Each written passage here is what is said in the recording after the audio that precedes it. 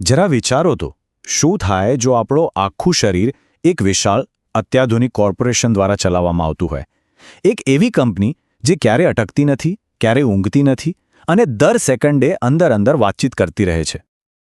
ચાલો આજે આપણે આ અદ્ભુત કોર્પોરેશનની અંદર એક ટૂર લઈએ જે આપણા શરીરના દરેક નાના મોટા ભાગને એકબીજા સાથે જોડીને સુમેળમાં કામ કરાવે છે. હા, આપણે વાત કરી રહ્યા છીએ એન્ડોક્રાઇન કોર્પોરેશનની. કલ્પના કરો કે શરીરની અંદર એક આખી બિલ્ડિંગ છે જ્યાં સતત ધમધમાટ ચાલે છે, દર સેકન્ડે મહત્વના નિર્ણયો લેવાય છે અને આદેશો મોકલાય છે. હવે દરેક મોટી કંપનીની જેમ જ આનું પણ હેડક્વાર્ટર હોય જ છે, એક્ઝિક્યુટિવ સૂટ જે ટોપ ફ્લોર પર હોય છે. ચાલો જઈએ અને મળીએ આ આખા ઓપરેશનના દિમાગને. તો સૌથી ઉપર ખૂણાની ઓફિસમાં બેઠા છે આપણા સીઈઓ હાઇપોથેલેમસ. આ એવા સીઈઓ છે જે બહુ બોલતા નથી પણ બધું જ જોતા અને સમજતા હોય છે. શરીરનું તાપમાન, ભૂખ લાગી છે કે નહીં, તણાવનું સ્તર શું છે, ઊંઘ બરાબર થઈ રહી છે કે નહીં, બધી જ માહિતી એમની પાસે પહોંચે છે અને પછી એ શાંતિથી એકદમ ચોક્કસ સૂચનાવાળો મેમો મોકલે છે. હવે જુઓ, સીઈઓ પોતે દરેક કર્મચારી સાથે વાત કરવા નથી જતા.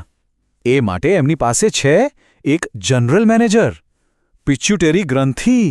આમને માસ્ટર ગ્લેન્ડ પણ કહેવામાં આવે છે કારણ કે સીઈઓ તરફથી આવેલા ટૂંકા મેમોને લઈને તેને વિગતવાર સૂચનાઓમાં ફેરવીને આખી કંપની સુધી પહોંચાડવાનું કામ આ જ કરે છે. સારું, તો ટોપ મેનેજમેન્ટને તો આપણે મળી લીધું. હવે લિફ્ટ લઈને નીચે જઈએ અને જોઈએ કે ખરેખરું કામ ક્યાં થાય છે. આપણો પહેલો સ્ટોપ છે થાઇરોઇડ વિભાગ. સમજી લો કે આ કંપનીનો એનર્જી ડિવિઝન છે જ્યાં 24 કલાક ધમધમાટ ચાલે છે. અહીંના કર્મચારીઓ શરીરની ઊર્જાની સ્પીડ નક્કી કરે છે. મેટાબોલિઝમ ફાસ્ટ કરવું છે કે ફ્લો, એ બધું અહીંથી કંટ્રોલ થાય છે. જો ઉપરથી મેમો આવે કે વધુ એનર્જીની જરૂર છે તો આ વિભાગ તરત જ ઉત્પાદન વધારી દે છે. ચાલો હવે આપણે જઈએ કંપનીના સૌથી મહત્વના વિભાગોમાંના એકમાં, ફાઇનાન્સ ડિપાર્ટમેન્ટ, એટલે કે આપણું સ્વાદુપિંડ. આ વિભાગ કંપનીના પૈસા એટલે કે આપણા શરીરની શુગરનું બેલેન્સ જાળવવાનું બારીકાઈથી કામ કરે છે. અહીં બે મુખ્ય એકાઉન્ટન્ટ્સ છે, ઇન્સ્યુલિન અને ગ્લુકોગોન. જ્યારે પણ શરીરમાં ખાંડનું પ્રમાણ વધે છે એટલે કે પૈસા આવે છે, ત્યારે ઇન્સ્યુલિન તરત જ એક મેમો મોકલે છે, વધારાનું ફંડ જમા કરી લો. અને જ્યારે ખાંડ ઓછી થાય છે ત્યારે ગ્લુકોગોન એલર્ટ મોકલે છે, સેવિંગ્સમાંથી પૈસા ઉપાડો, તાત્કાલિક જરૂર છે. આ બંને મળીને શરીરનું બજેટ સ્થિર રાખે છે. હવે આપણે એક એવા દરવાજા પાસે આવી પહોંચ્યા છીએ જ્યાં હંમેશા તણાવ અને ઉચ્ચ દબાણનો માહોલ હોય છે. આ છે એડ્રિનલ વિભાગ. આને કંપનીની ઇમરજન્સી મેનેજમેન્ટ ટીમ કહી શકાય. એકદમ ફાયર સ્ટેશન જેવી, હંમેશા તૈયાર. તો આ ટીમ કામ કેવી રીતે કરે છે?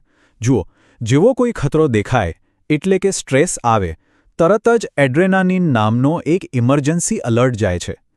આ અલર્ટ મળતા જ હૃદય ઝડપથી ધબકવા લાગે છે અને શરીર લડો અથવા ભાગો મોડમાં આવી જાય છે. અને એકવાર કટોકટી પૂરી થઈ જાય પછી કોર્ટિસોલ નામનો મેનેજર આવીને બધું સંભાળી લે છે. અલબત્ત આ કંપનીમાં ખાલી ઇમરજન્સી જ નથી હોતી. અહીં કેટલાક શાંત વિભાગો પણ છે જે લાંબા ગાળાના પ્રોજેક્ટ્સ પર કામ કરે છે, જેમ કે પ્રજનન વિભાગ જે વૃદ્ધિ અને તરુણાવસ્થા જેવા પ્રોજેક્ટ સંભાળે છે, અને બીજો છે વૃદ્ધિ વિભાગ જે શરીરના બાંધકામના પ્રોજેક્ટ્સનું સંચાલન કરે છે. તો સવાલ એ થાય છે કે આટલા બધા વિભાગો એકબીજા સાથે આટલા સરસ રીતે તાલમેલ કેવી રીતે રાખે છે? કોઈ ગડબડ કેમ નથી થતી? એનો જવાબ છે એમની શાનદાર કોમ્યુનિકેશન સિસ્ટમ. આ આખી સિસ્ટમ ચાલે છે હોર્મોન્સ પર. હોર્મોન્સ એટલે શું? સમજી લો કે એક કંપનીના ઓફિશિયલ ઈમેલ છે. આ શક્તિશાળી સંદેશા લોહીના પ્રવાહમાં ફરીને તે સીધા એ જ કર્મચારી પાસે પહોંચે છે જેને સૂચના આપવાની હોય છે. આ જ પરફેક્ટ કોઓર્ડિનેશનનું રહસ્ય છે. પણ જરા વિચારો, શું થાય જો આ મેમો ખોટી જગ્યાએ પહોંચી જાય અથવા કોઈ વિભાગ મેમો વાંચવામાં ભૂલ કરે તો? તો જુઓ, વાત એમ છે કે એની અસર આખા કોર્પોરેશન પર પડે છે. માની લો કે થાઇરોઇડ વિભાગ જરૂર કરતાં વધુ એનર્જીના મેમો મોકલવા લાગે તો આખું શરીર બેચેન અને ચિંતિત થઈ જાય છે. અને જો એ ઓછા મોકલે તો બધું જ ધીમું પડી જાય છે. જો એડ્રિનલ વિભાગ સતત ઇમરજન્સી એલર્ટ મોકલ્યા કરે તો આખી સિસ્ટમ થાકીને ભાંગી પડે છે. આ બધું થિયરીમાં તો બરાબર છે. ચાલો હવે એક વાસ્તવિક ઉદાહરણ જોઈએ. એક સામાન્ય દિવસમાં આખું કોર્પોરેશન એકસાથે કેવી રીતે કામ કરે છે એના પર એક નજર કરીએ. જેવી સવાર પડે અને આંખ ખુલે, સીઈઓ તરત જ પ્રકાશને ઓળખી લે છે અને થાઇરોઇડને મેટાબોલિઝમ વધારવાનો મેમો મોકલે છે. પછી કદાચ સવારનો થોડો તણાવ હોય તો એડ્રિનલ ટીમ તરત એક્ટિવ થઈ જાય. પછી નાસ્તો આવે એટલે ફાઇનાન્સ ડિપાર્ટમેન્ટ કામે લાગી જાય છે. આ બધું એટલું સુંદર રીતે જોડાયેલું છે. ચાલો હવે વાત કરીએ કે આ કંપનીને સ્વસ્થ કેવી રીતે રાખી શકાય, ખાસ કરીને જ્યારે તે સતત તણાવનો સામનો કરી રહી હોય ત્યારે એની સંભાળ કેવી રીતે રાખવી.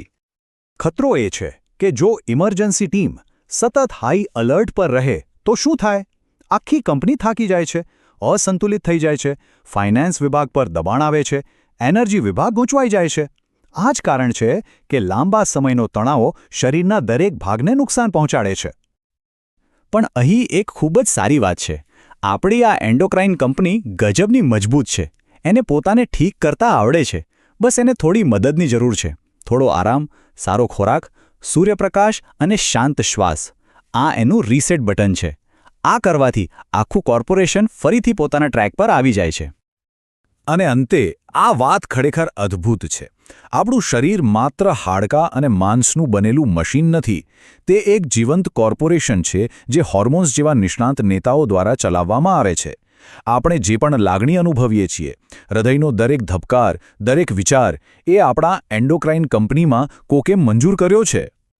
તો આ આખી વાત સમજ્યા પછી એક સવાલ ચોક્કસ મનમાં આવે છે. શું આપણે આપણા શરીરના આ કોર્પોરેશન માટે એક સારા સીઈઓ સાબિત થઈ રહ્યા છીએ?